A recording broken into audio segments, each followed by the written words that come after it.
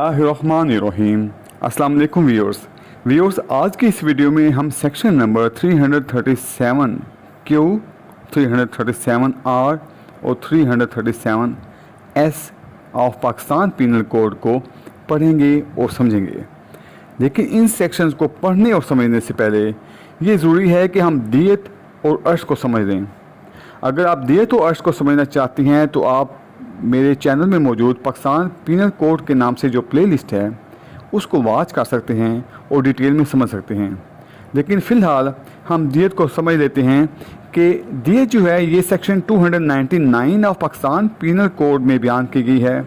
इसकी क्लास ई में बयान किया गया है कि दियत जो है वो एक कंपनसेशन है जो कि section number 323 of Pakistan penal code के मुताबिक वारसान को या फिर जो मजरूब होता है, जो विक्टिम होता है, उसको अदा की जाती है। अब सेक्शन 323 के मुताबिक जो दियत की मालियत है वो है 30,630 ग्राम चांदी की कीमत के बराबर। लेकिन इसको यही नहीं समझना चाहिए कि दियत की मालियत जो है वो 30,630 ग्राम चांदी की कीमत के बराबर ही होती है। इसमें जो जिक्र किया गया है section number 323 of Pakistan penal code में, वो ये किया गया है कि अदालत जो मुजरिम है उसकी माली हैसियत को मद्देनज़र रखेगी। इसके अलावा जो मजरूब है या जो कत्ल कर दिया गया है उसकी माली हैसियत को भी मद्देनज़र रखेगी। उसके बाद दियत की मालियत का तयन करेगी। लेकिन इस सेक्शन के मुताबिक दियत की मालियत किसी सूरत 30,630 ग्राम चांदी की जो कीमत बनती है उससे कम ना होगी। और आपको बताता चलूँ कि 30,630 ग्राम चांदी की जो कीमत है, इससे मुतालिक वफाकी हुकूमत हर साल गज़ट में इसका नोटिफिकेशन जारी करती है कि इसकी कीमत क्या होगी और वही कीमत पूरा साल रहती है। अब हम आज के लेक्चर की जानिब आते हैं।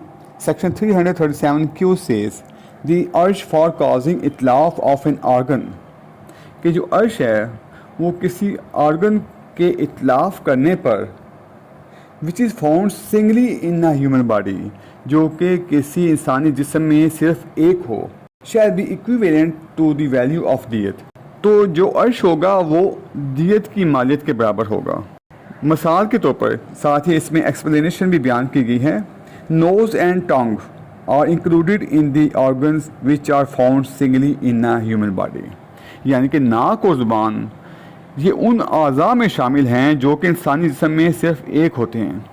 अब आप समझते हैं कि इंसानी जिस्म में बाज़ जो आर्गन्स हैं वो एक एक होते हैं, जबकि बाज़ आर्गन्स जो हैं वो दो दो होते हैं। इस सेक्शन में मुताबिक अगर कोई ऐसा आर्गन हो जैसे कि नाक और ज़ुबान जो कि इंसानी जिस्म में सिर्फ एक हो, तो ऐसी सूरत में जो अर्श होगा वो दियत की मालियत के बराबर होगा। और दियत की मालियत क्या होगी ये मैं आपको बता चुका हूँ। इसमें वजाहत करता चलूँ कि नाक चाहे आधी काटी गई हो चाहे सारी काटी गई हो, जो अर्श होगा वो पूरी दियत की मालियत के बराबर ही होगा। इसके बाद है section number 337 R. Section 337R says the urge for causing इतलाफ of organs found in a human body in pairs, यानी कि ऐसे अज़ा के तलफ करने के लिए अर्श जो इंसानी जिस्म में पेयर्स की सूरत में हों, जोड़ों की सूरत में हों, shall be equivalent to the value of दियत, तो जो अर्श होगा वो दियत की मालियत के बराबर होगा।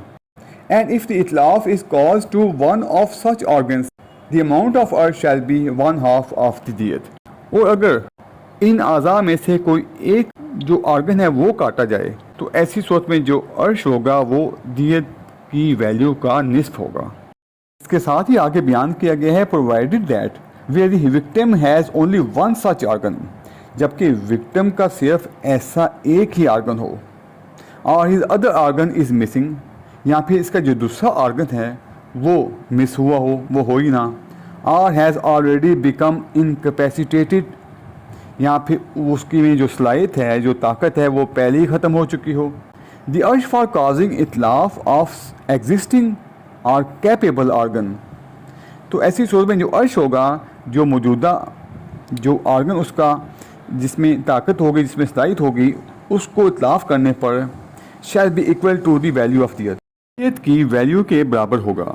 अब इसकी एक्सप्लेनेशन में बयान किया गया है hands, feet, eyes, lips and breast are included in the organs which are found in a human body in pairs. کہ یہ جو آرگنز ہیں ہینڈز ہو گئے, فیٹ ہو گئے, آئیز ہو گئی, لپس ہو گئے اور بریسٹ جو ہیں یہ انسانی جسم میں دو کی صورت میں یعنی کہ پیئرز کی صورت میں موجود ہوتے ہیں. اس سیکشن میں ان آرگنز کا عرش بیان کیا گیا ہے جو کہ انسانی جسم میں پیئرز کی صورت میں ہوتے ہیں, جیسے کہ ہاتھ, پاؤں, کان, آنکھ وغیرہ. ایسے آرگنز کے اتلاف کرنے پر جو عرش ہوتی ہے, عرش کی جو سزا ہوتی ہے وہ دیت کے برابر ہوتی ہے. اور اگر ایسے آرگن میں سے کوئی ایک آرگن تلف کیا جائے تو جو عرش ہوگی وہ دیت کا نصف ہوگی. ظاہر سی بات ہے اگر دو آرگن ہوں تو عرش فل ہوگی, اگر دو میں سے ایک کو تلف کیا جائے تو جو عرش ہوگی وہ ہاف ہو جائے گی. اس سیکشن میں ایسی صورتحال کا ذکر بھی کیا گیا ہے کہ ایسا ہو سکتا ہے کہ جو وکٹم ہے اس کے جو آرگنز پیئرز میں ہیں ان میں سے جو ایک جو آرگن ہے جیسے کہ دونوں ہاتھ, اس میں سے ایک جو اس کا ہاتھ ہے ہو سکتا ہے وہ پہلے ہی ناکارہ ہو یا پہلے ہی کٹا گیا ہو یا اس میں صلاحیت ہی نہ ہو کام کرنے کی.